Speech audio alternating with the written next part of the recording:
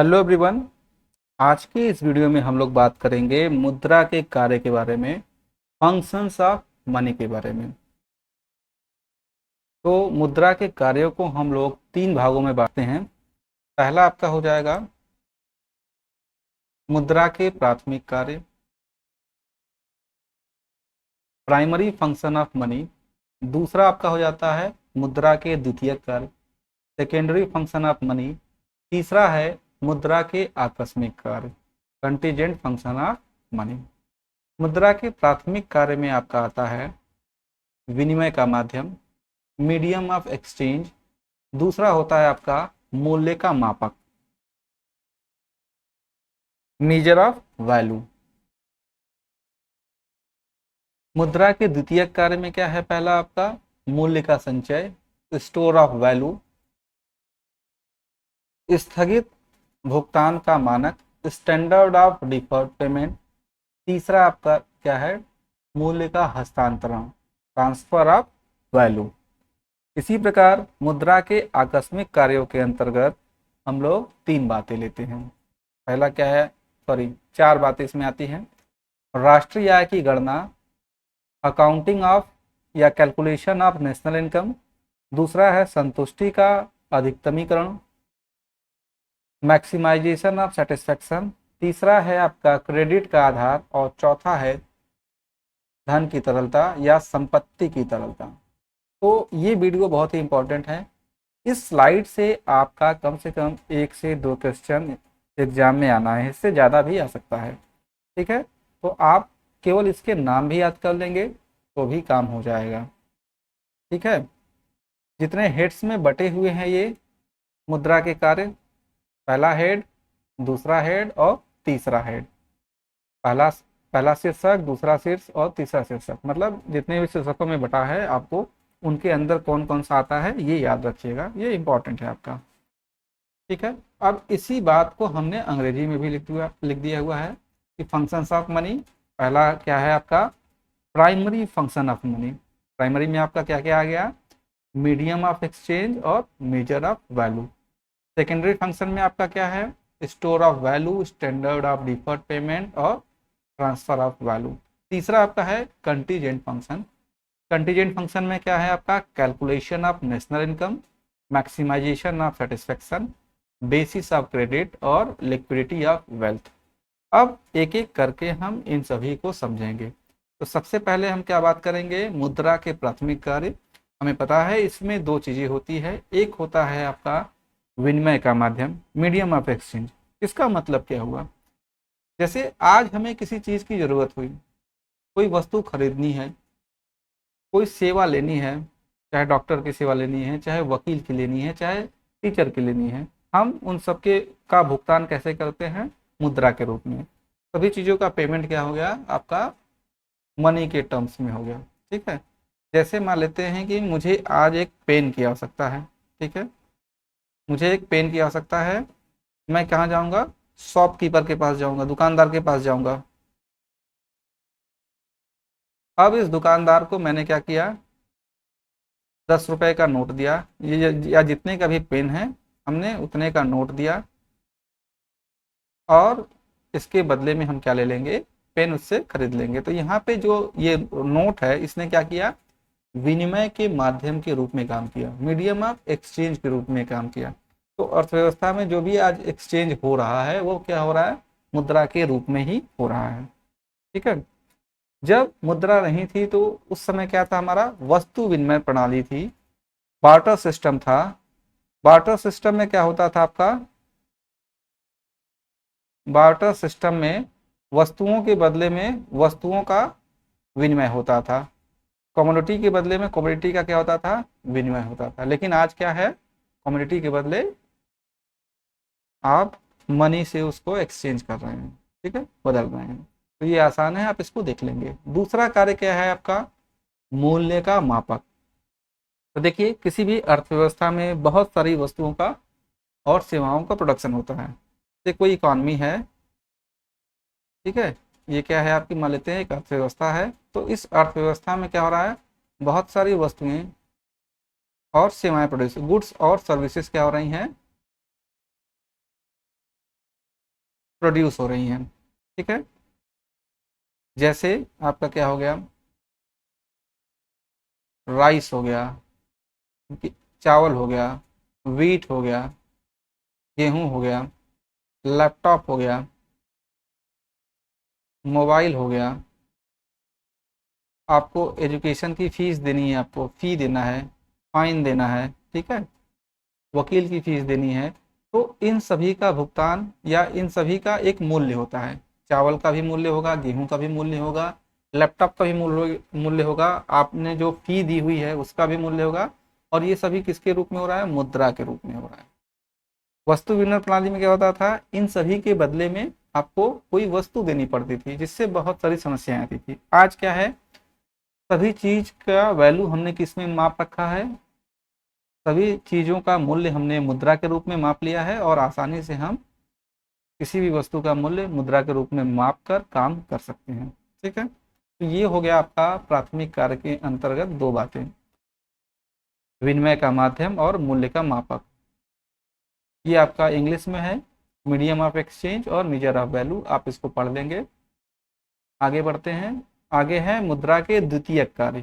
ठीक है, द्वितीय कार्य में पहला आपका क्या है, स्टोर ऑफ वैल्यू, मूल्य का भंडार। ठीक है, मान लेते हैं कि एक व्यक्ति है, ये व्यक्ति है, इसने क्या किया, राइस का प्रोडक्शन किया, चावल का उत्पादन किया या प्रोडक्शन किया। अब इस प्रोडक्शन का जितना जरूरत उसको रहेगा, एक भाग क्या कर लेगा, वो कंज्यूम कर लेगा, उपभोग कर लेगा, और बाकी भाग को क्या कर देता है, बचा लेता है। बचा के वो क्या करता है, बाद के लिए रखा रहता है। ठीक है, अब ये जो मान लेते हैं, अगर अर्थव्यवस्था में क्या है इस समय, वस्तु विनिमय प्रणाली है, तो इसमें क्या समस्या आएगी, सेव करने में बहुत समस्या आएगी, बचत करने में बहुत समस्या आएगी। एक तो चावल को रखने के लिए बहुत ज्यादा जगह की आवश्यकता होगी, और लंबे समय तक रखने पे चावल खराब भी हो जाएंगे। ठीक है, यहाँ तो मैंने चावल का एग्जाम्पल लिया है, मान लेते हैं कोई सब्जी होती, टमाटर होता, आलू होता या दूध होता, तो उसको रखने में और भी दिक्कत होती। लेकिन जब मुद्रा आई तो क्या हुआ, प्रोडक्शन जो भी हुआ, हमने एक पार्ट को कंज्यूम कर लिया, और दूसरे पार्ट जो बचाना था हमने उसको क्या कर दिया, ले जाके मार्केट में सेल कर दिया, बेच दिया। बेचकर जो भी पैसा आया, उस पैसे को हमने अपने अकाउंट में रख लिया। और पैसा जानते हैं आप लोग, चाहे कितना भी पैसा आ जाए, उसको रखने की कोई समस्या नहीं होती है किसी को भी। आसानी से वो पैसा अपने बैंक में रख सकता है ना। दुनिया का सारा पैसा किसी भी व्यक्ति को दे देंगे तो वो आराम से रख लेगा खुशी खुशी। ठीक है, इसमें भंडार की कोई समस्या नहीं होती है।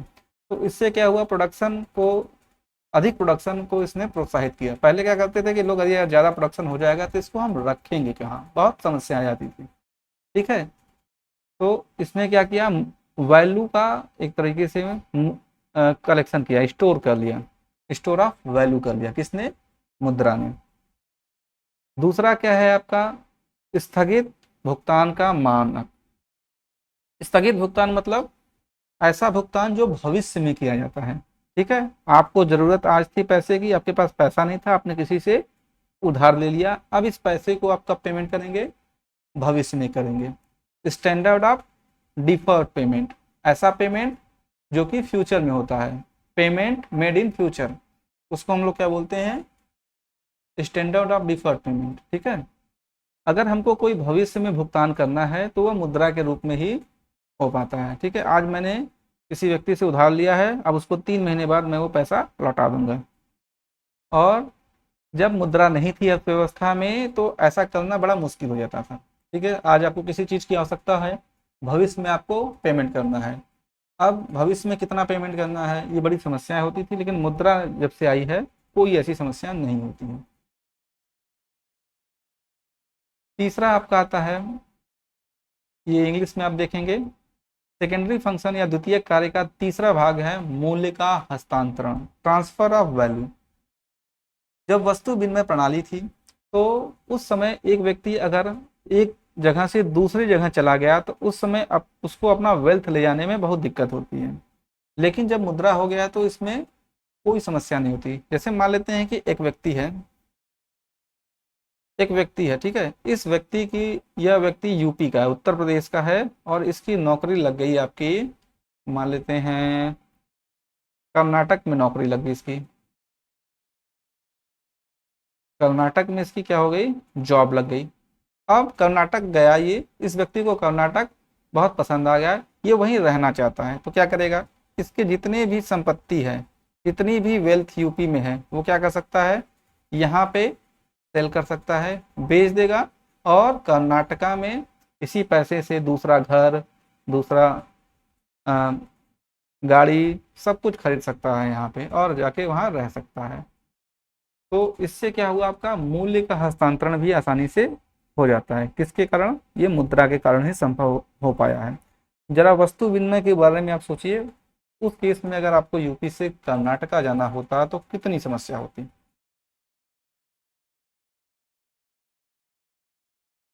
ये इंग्लिश में है, आप इसको पढ़ेंगे।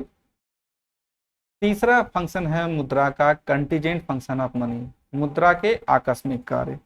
मुद्रा के आकस्मिक कार्य में सबसे पहला क्या है, राष्ट्रीय आय लेखांकन की गणना, कैलकुलेशन ऑफ नेशनल इनकम, राष्ट्रीय आय की गणना। देखिए कोई इकॉनमी है, इस इकॉनमी के भीतर, इस इकॉनमी की जो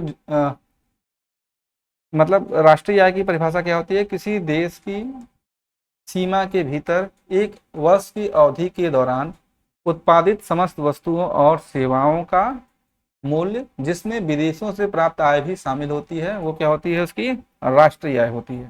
ठीक है, तो राष्ट्रीय आय की गणना भी किसमें होती है, मुद्रा के रूप में होती है। इसका मतलब क्या है कि जैसे इकोनॉमी में हमने क्या किया, जो भी गुड्स एंड सर्विसेज प्रोड्यूस हुई एक वर्ष की अवधि के दौरान, जो भी गुड्स और सर्विसेज क्या हुई आपकी, प्रोड्यूस हुई, क्या किया आपने, एक वर्ष में जितनी भी वस्तुएं और सेवाओं को उत्पादित किया, तो इसका क्या हो जाएगा, एक मूल्य हो जाएगा, वैल्यू हो जाएगा, है ना, जितनी भी वस्तुएं और सेवाएं हैं इसका मूल्य होगा। अब ये जो मूल्य होगा, ये जो उत्पत्ति के साधन है, फैक्टर्स ऑफ प्रोडक्शन है, उत्पत्ति के क्या साधन है, उत्पत्ति फैक्टर्स ऑफ प्रोडक्शन, इन उत्पत्ति के साधनों में क्या हो जाएगा, ये बट जाएगा। और हमारे उत्पत्ति के साधन मुख्य रूप से इकोनॉमिक्स में कौन कौन से हैं, एक आपका है लैंड, दूसरा आपका है लेबर, श्रमिक, तीसरा क्या है, कैपिटल, पूंजी, और चौथा क्या है आपका, आंटरप्रेन्योर, आंटरप्रीन्योर, ठीक है, आंटरप्रेन्योर, उद्यमी।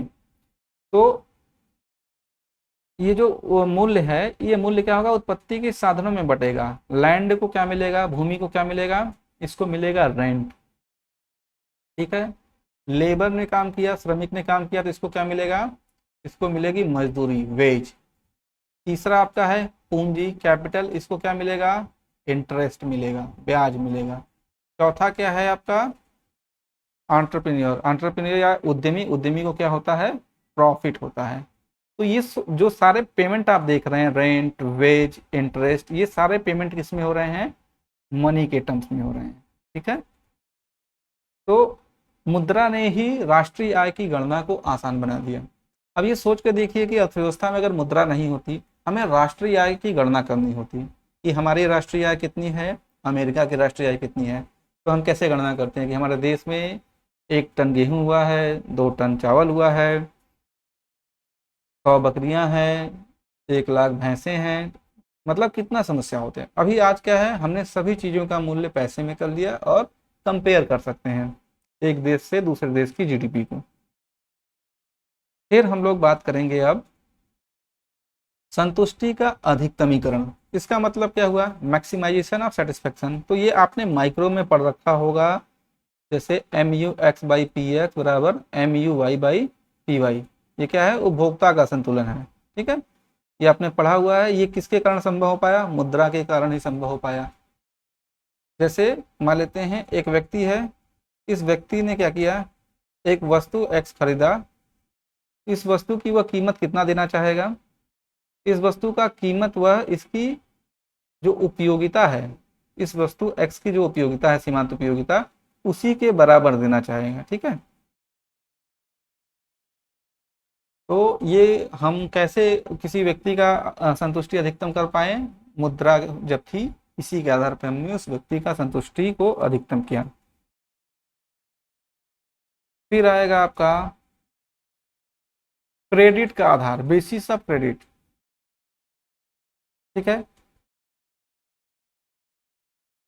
कोई भी निवेशक है तो उसको बहुत सारे काम करने होते हैं, उसको रॉ मटेरियल कच्चे माल की आवश्यकता होती है, मशीन्स की आवश्यकता होती है, बिल्डिंग की आवश्यकता होती है, लेबर की आवश्यकता होती है, यानी उसको एक बहुत बड़ी पूंजी की आवश्यकता होती है, पैसे की आवश्यकता होती है, और जनरली उसके पास पैसा होता नहीं है, तो वो क्या लेता है, क्रेडिट लेता। क्रेडिट मतलब उधार लिया। इन्वेस्टर को बहुत ज़्यादा पैसे की आवश्यकता है, उसने क्या लिया, लोन। लोन वो कह लें तो क्या है, वो क्रेडिट है, एक प्रकार से उधार लिया। और ये क्रेडिट यानी जब उसने उधार लिया तो वो भविष्य में जब पेमेंट करेगा तो कितना ब्याज की दर होगी, कितना उसको इंस्टॉलमेंट में ये पे कर रहा है या वन टाइम पे कर रहा है। ठीक है, तो ये सभी चीज़ों की गणना किस में होगी, मुद्रा के रूप में होगी। अगर मुद्रा नहीं होती तो ये बहुत ही उसको समस्या आने वाली थी। ठीक है, धन या चौथा कार्य क्या है, संपत्ति की तरलता।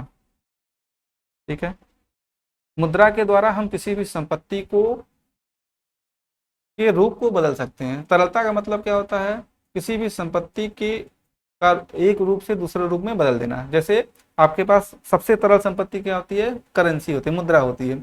आपके पास मुद्रा है तो आप इस मुद्रा से कोई भी वस्तु ले सकते हैं, कोई भी सेवा प्राप्त कर सकते हैं, यानी आपने मुद्रा का रूप बदल दिया, उसी को बोलते हैं लिक्विडिटी। ठीक है, तो संपत्ति जैसे एक व्यक्ति के पास संपत्ति है, इसके पास क्या है, इसका घर है, मकान है, इसका फोर व्हीलर है एक। ठीक है, फोर व्हीलर है, इसके पास लैपटॉप है, मोबाइल है, बहुत सी चीज़ें हैं। ठीक है, बहुत सी वस्तुएं हैं। तो इन सभी वस्तुओं को अगर ये चाहे तो क्या कर सकता है, इनको दूसरे फॉर्म में बदल सकता है, दूसरे रूप में परिवर्तित कर सकता है, यानी इसको लिक्विडिटी इसकी लिक्विडिटी मतलब इसको तरलता में बदल सकता है। और ये तरलता कैसे होगी, इन सभी को बेच देगा, जो पैसा आएगा इस पैसे से जो भी चाहे वो नई चीज़ें खरीद सकता है। तो ये मुद्रा ने क्या किया है, संपत्ति को तरल बना दिया है। ठीक है, सोना चांदी भी अगर इस व्यक्ति के पास है, जरूरत पड़ा तो ये क्या करेगा, अपने गोल्ड को बेचकर पैसा ले लेगा और अपना जो कार्य उसका आया हुआ है उसको वो कर लेगा। ठीक है, ये इंग्लिश हो गया आपका basis of credit, liquidity of wealth. अब देखिए जो मुद्रा के कार्य हैं वो इस परिभाषा में बहुत अच्छे से आ जाते हैं। आप इसको एक तुकबंदी के रूप में याद कर सकते हैं कि money is a matter of function for a medium, a measure, a standard and a store. मुद्रा के कार्य हैं केवल चार, विनिमय, मापक, मानक और भंडार। ठीक है, एक बार फिर से सुनिए, मुद्रा के कार्य हैं केवल चार, विनिमय, मापक, मानक और भंडार। आप इस वीडियो को देखिए और इस वीडियो से आपके एग्जाम में निश्चित रूप से क्वेश्चन आने हैं। थैंक यू, मिलते हैं अगले वीडियो में।